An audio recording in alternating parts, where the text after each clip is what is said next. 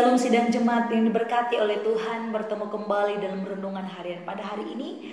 Mari kita tetap semangat dalam mengikutinya dan selalu setia. Saat ini kita mau puji Tuhan, kita katakan kepada Tuhan, penyertaan-Mu sempurna. Jalan-Mu tak terselami oleh setiap hati kami. Namun satu hal ku percaya, ada rencana yang indah, tiada terduga kasih-Mu, heran dan besar bagiku, arti kehadiran-Mu selalu nyata di dalam hidupku.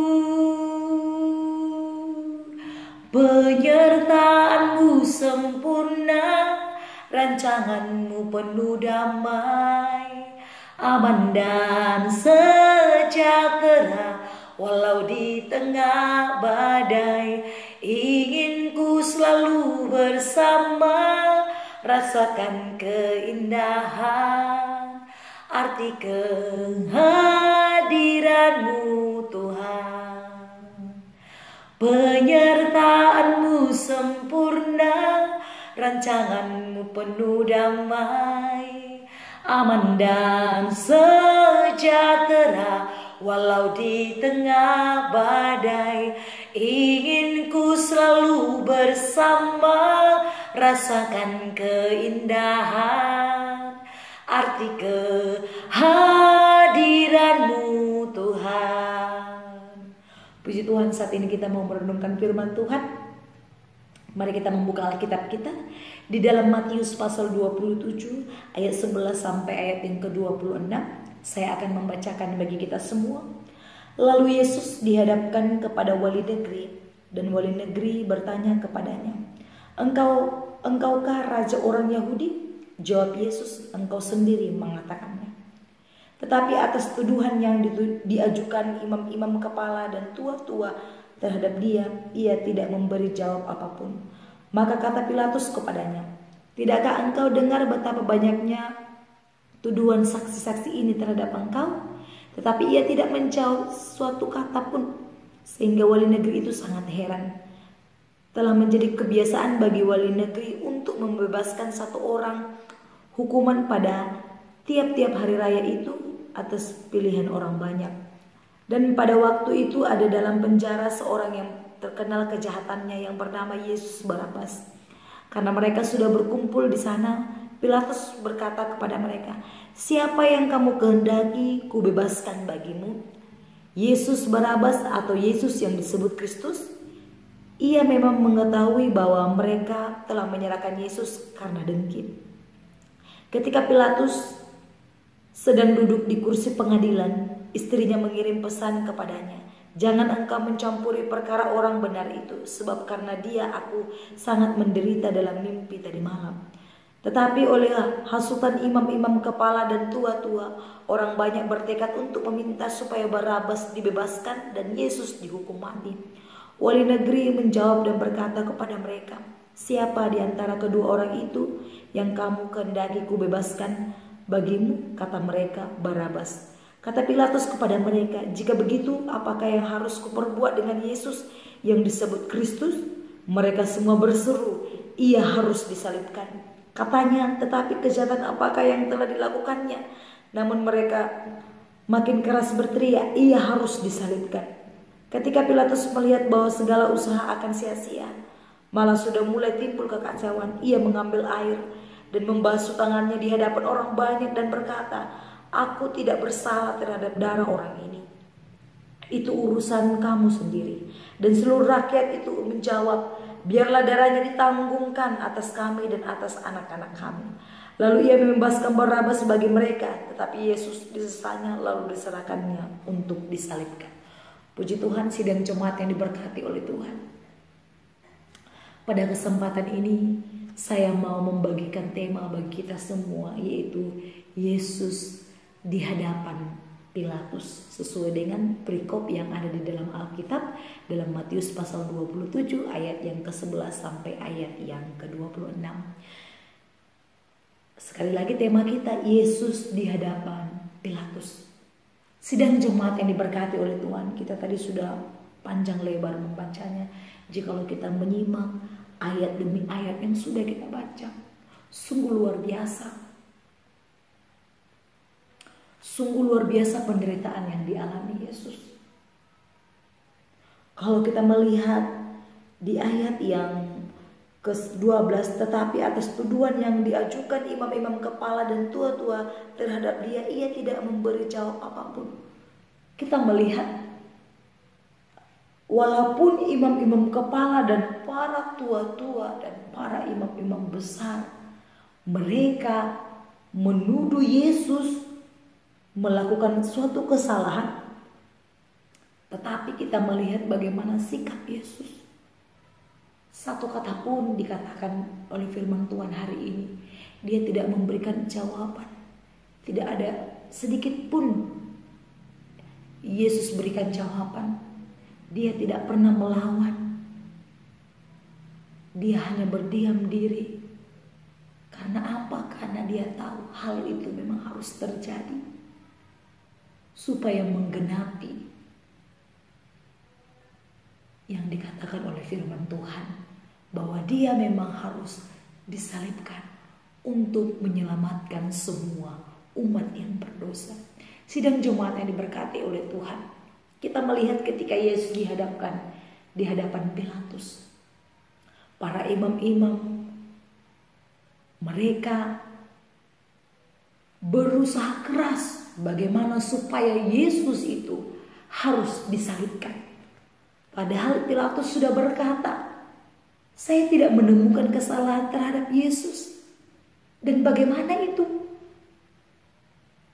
Satu kesalahan pun saya tidak temukan. Namun kita melihat ada seorang namanya Yesus Barabas, yang bernama Barabas. Dia seorang yang sudah terkenal kejahatannya,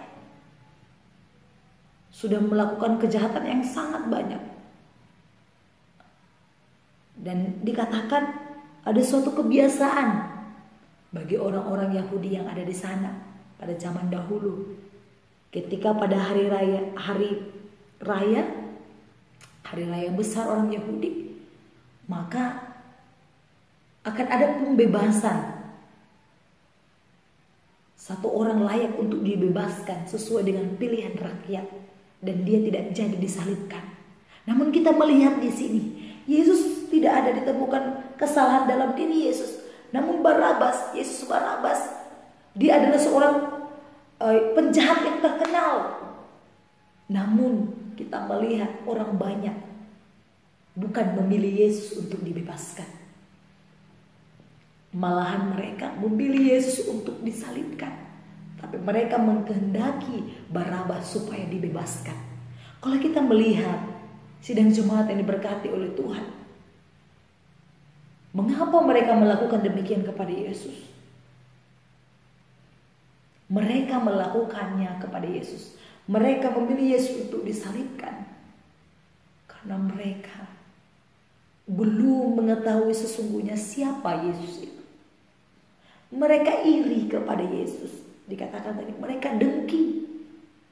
Mereka cemburu. Karena apa? Di dalam kehidupan Yesus, dia melakukan banyak hal, banyak mukjizat dalam kehidupannya di dalam dunia. Sehingga para imam-imam kepala, para tua-tua, mereka merasa dengki. Mereka merasa cemburu. Kenapa Yesus bisa melakukan demikian?